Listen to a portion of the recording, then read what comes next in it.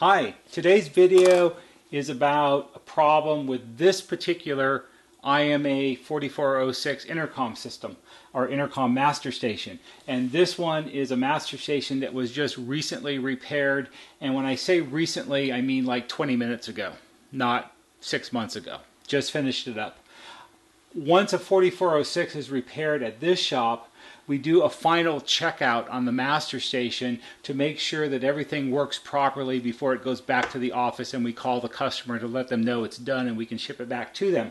And the final checkout procedure is basically checking all of the features and functions to make sure they work properly. We power it up, I set the time, I preset the 6 AM and 6 FM radio stations into memory.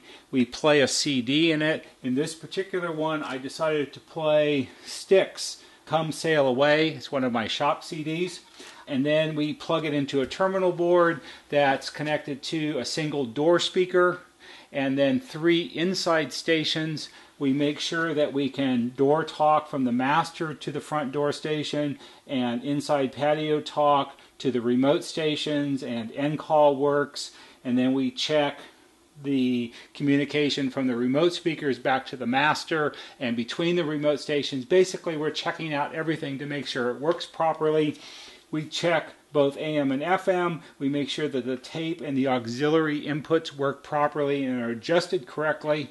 And then the very last thing I do when I've got everything else tested is I open this up, and these are our room control switches. And you've got numbered 1 through 9, and the last switch down here is the master. That's for this station. And these switches allow you to adjust how each remote speaker will operate for this master station. And in this case, you have in the top position, that station will have both radio and intercom. The second position down is intercom only. The third position is off, which is no radio, no intercom, no doorbell. And then the last one is monitor. Monitor lets you listen in to sounds from that station. And the last thing I check on every checkout of every 4406, and in fact every intercom that I ever repair, the last thing I check is the monitor feature. And it's a really simple thing to do. All I do is I always do the master station first because that's the focus of the repair, so that's just the way I do it. I put the master station switch on monitor, and I'll tap on the grill next to the speaker, and you can hear the taps come out from the other stations in the shop. It's really very simple.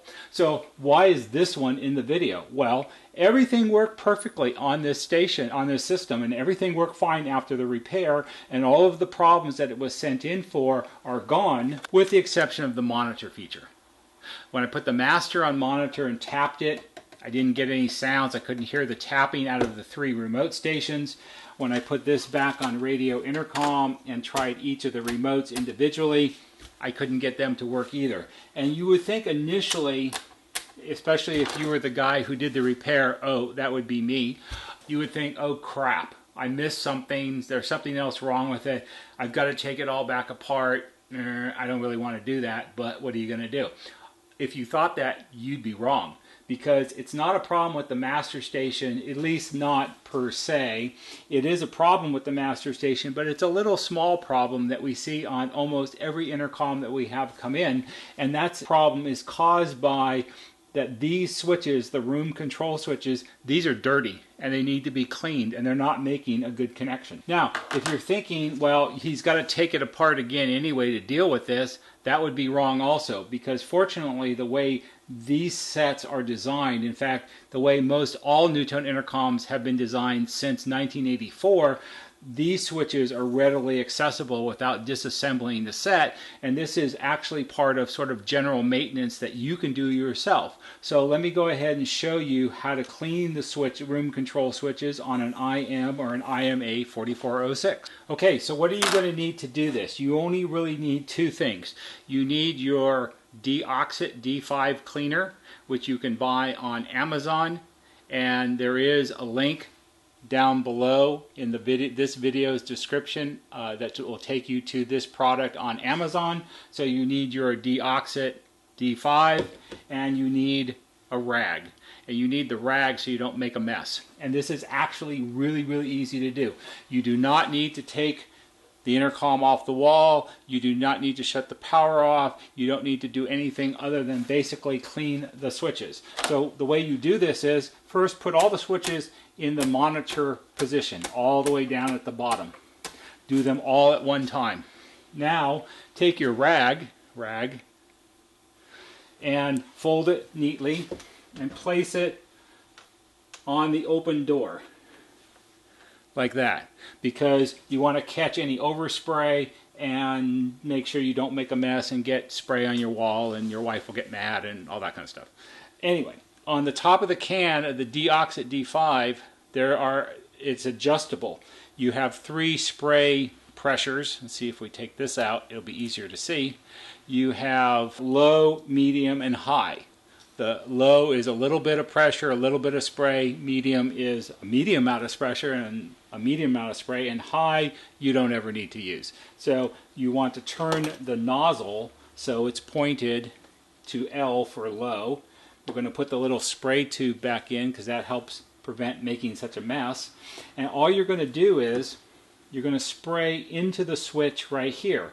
Now you might be thinking, well, I don't know what into the switch means or anything. Well, let me show you that real quick. So here we have a switchboard assembly. This is out of an IMA4303, the cousin model to your IMA or IM4406. And while this is somewhat different than what's actually behind the faceplate of your 4406, these actual switches are actually identical to what's in a 4406. So while this may be a different board, technically what you're going to do is exactly the same. So you can see we have the same 1 through 9 plus the last ones for the master, and they slide up and down just like on your 4406. And when we put them all in the bottom position, then you have access to the interior of the switch right here, or right here, or right here, or right here. They're all identical and exactly the same. The reason you put them all in the bottom position is when you spray the cleaner into the switch, you want gravity to be your friend. There isn't any point in putting it in the upper position and spraying at the bottom and trying to make it go up into the top. So you put it at the bottom, you spray it in the top, and gravity will make it run down. So let's go ahead and we'll do one of these and then we'll do the 4406. So you take your Deoxit D5, set on low pressure with your nozzle. You choose number 4 first because that's the one I want to clean. You put the nozzle into the little gap right here and you spray a little bit. And when I say a little bit, I actually mean a little bit. Not a quarter of the can, not so much it runs down your wallpaper and you get in trouble or anything like that. Just a little bit, and then you move the switch back and forth, up and down, many times. You're not going to wear it out, and then usually you spray a little bit a second time and move it again. Then you do that 9 more times and they're all clean. Now let's do the actual 4406. Okay, we're back to the real IMA4406, and we're going to do exactly the same thing that we just did on the board from the 3303. We're going to take our spray, we're going to insert it into the switch, and we're going to spray a little. And when I do this, I just do them all at one time. But then I've cleaned a million switches. So, alright, so we spray a little bit in each one, and then we go back and forth, and up and down. And what this helps do is it distributes the spray on all the metal contacts. The spray removes oxidation and dirt and grime. And see, my helper is so excited he dropped his screwdriver. And then we're going to spray them each one more time.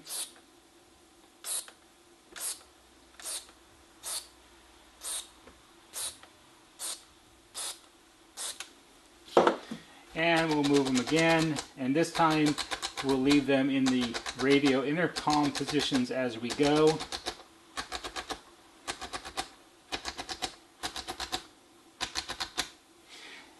Now they're clean. That's all there is to it. It's not difficult, it's not complicated. The last bit to do is, no matter how careful you are, you're going to get some spray on the panel insert, and that's where the rag comes in handy. You just carefully wipe it, clean it off. This type of spray doesn't stain, it evaporates fairly quickly, but good practice is always clean up your own mess. So that's all there is to cleaning the room control switches on an IM or an IMA4406. If you have stations in your house that the music doesn't come through clearly, or maybe you moved the switch and then you moved it back and the radio didn't work, or you couldn't get the monitor feature to work or something like that, and your system is 12, 15, 18 years old, buy some Deoxit D5 like that and clean the switches. You can also use this to clean the volume controls and the push button switches in all your remote speakers, which we have a playlist that shows how to do that for just about every kind of NuTone speaker ever made, and we're adding to it all the time as I think of more. So this is all general maintenance. This is the kind of thing that you can do yourself that will make your system work well, and you'll be less frustrated when you go to a speaker to adjust the volume and the sound cuts out and goes away and you think there's something really wrong. Do a little maintenance, your system will work better. That's all for today. I hope you found this video to be interesting. I hope that you will find it to be helpful and it might solve a problem with your NuTone IM or IMA4406. If you did like the video, please give it a thumbs up on YouTube. Mr. Aardvark would like to point out, oh, I'm sorry, he's a hedgehog. Now he's cheesed off at me. He would like you to subscribe to our channel. He said, we're not getting advertising on our channel. We don't want you to sit there and have to watch ads about creating a website or something. We're just trying to help you fix your intercom. And Mr. Hedgehog here thinks that you should subscribe to our channel. So click on the little gear on the YouTube play page and subscribe to our channel. It means more people will find our videos so we can help them also. That's all for today. Make Mr. Hedgehog happy and subscribe. Thanks a lot. See you on the next video.